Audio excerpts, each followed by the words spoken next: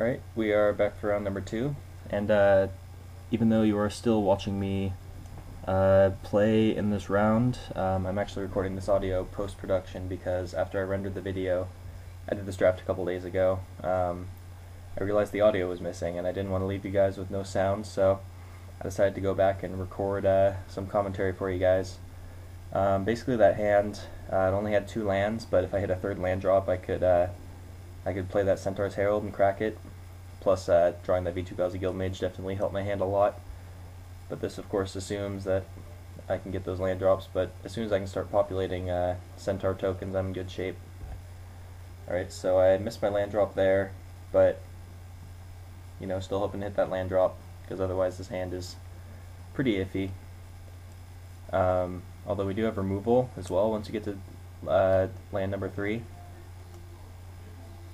And he has a pretty fast start with a Recto Shred Freak into a Key Rune, which means he can play something massive on turn 5, like a Spawn of Urksmati is basically what I was mostly worried about. You know, big common creature for Rakdos.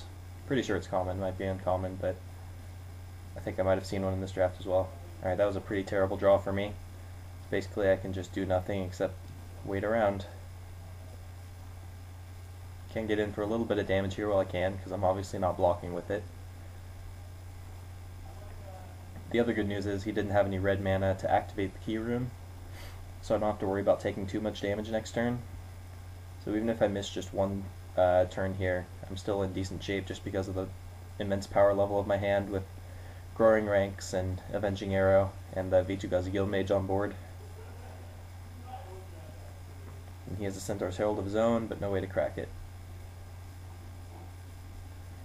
Alright, well, even though that is not a land, it is something to do, so can't complain too much, although this is the point where I'm probably cursing out the shuffler on MTGO.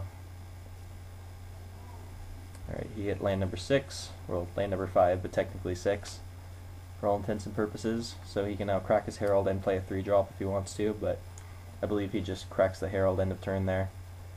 Concordia Pegasus is very good at holding off Rakdos Shred Freak.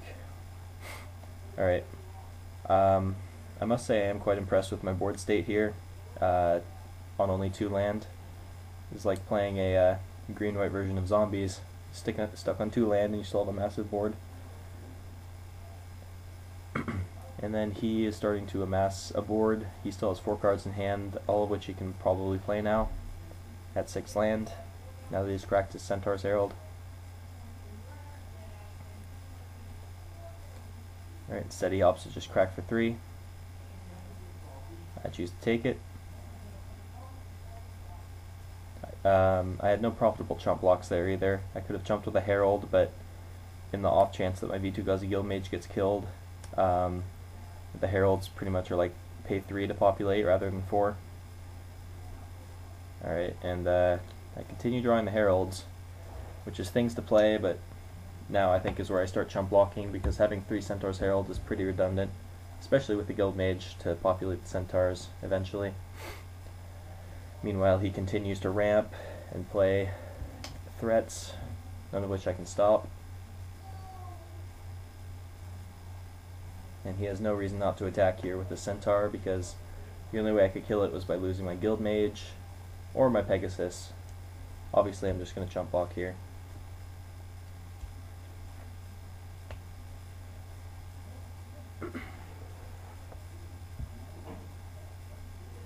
Alright, I might have been typing here, I'm not really sure.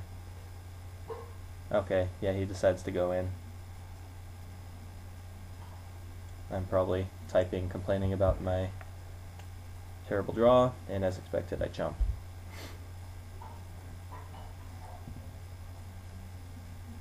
Meanwhile, he is going to play something big.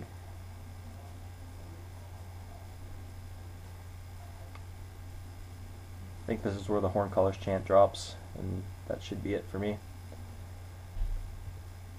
Yeah. So up until this point, it was looking okay for me. Like, if I'd drawn a land, I still would have been in this. But that was just the backbreaker right there. So I have no way to deal with those 4/4s except for Avenging Arrow, which is a little too late. And yeah. So 5 straight draw steps without a land. or possibly 6. I don't remember. I wasn't keeping track, but either way. Alright, sideboarding against Jund aggro. Let's see what I bring in. Took out the Horncaller Chant to lower my curve. Sunspire Griffin is very good against cards like the Shred Freak. I also bring in the Rootborn defenses because he has stuff that can trade with my Guild Mages and Centaurs, like the Key Rune, and I choose to bring in the Rootborn defenses just to break those board stalls. And I'm looking at my 3 drops right now because I'm pretty heavy on those. And the problem with it is Centaur's Herald cracks on turn 3, so you don't want to have too many 3 drops generally in Selesnya, even though there are a lot of good 3 drops, so I opt just to take the Golgari long legs because I have so many other good cards. Alright, I keep this hand because I'm able to get a Sunspire Griffin out, followed by Growing Ranks if I ever draw one of my 3 Centaur's Heralds, which could happen in the first couple turns. And we are on the play, which is a plus, which means we don't have to be super wary about getting low drop defenders like Concordia Pegasus against his Shred Freaks and whatnot. Alright, plays a Dryad Militant, which for all intents and purposes is a Rakdos Shred Freak. But luckily we're only going to be taking 2 damage from it because of the Sunspire Griffin. And this also means he can't play a Shred Freak to follow it up.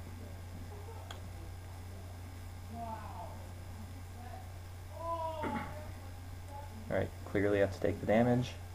He follows it up with a Drainpipe Vermin, which I'm not really sure is a great card or not. I don't like it very much. But I just dropped the Griffin, planning to take only 1. We'll see if that plan holds up.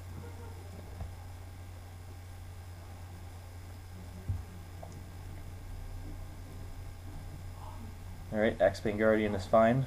Does ramp him up into the higher stuff, but I don't have to worry about dying anytime soon.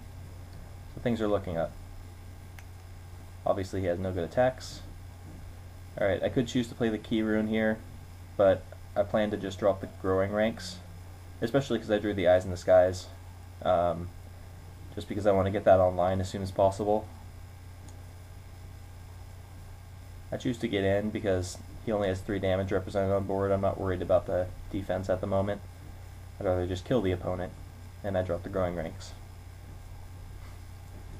Could have also held up Eyes in the Skies mana, but you'll see what my plan is in a minute after he passes the turn. He's going to crack back for 3 because obviously he has no way to block the Sunspire Griffin. He's down to 3 cards in hand notably, which means unless he has some good bombs, he doesn't have a whole lot to do because his aggro plan is not going to work out. And Key Rune is a little annoying, but it's fine.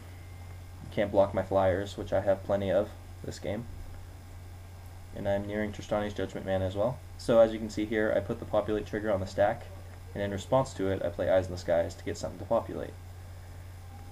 Which not only gets me more value out of the enchantment, it creates an army of flyers, and it's going to be tough for him to deal with. Alright, I drew Martial Law, which is going to be useful after I untap. I can only attack for 2 at the moment.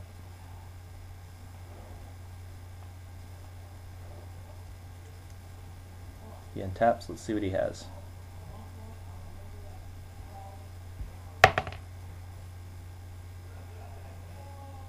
Yep, he had nothing to deal with my flyers, so we take down game 2. And heading into game 3, let's see if there's anything we noticed. I'm thinking about Selesnya Sentry, just because it's good against other 3/3s, but I choose just to go on to game 3.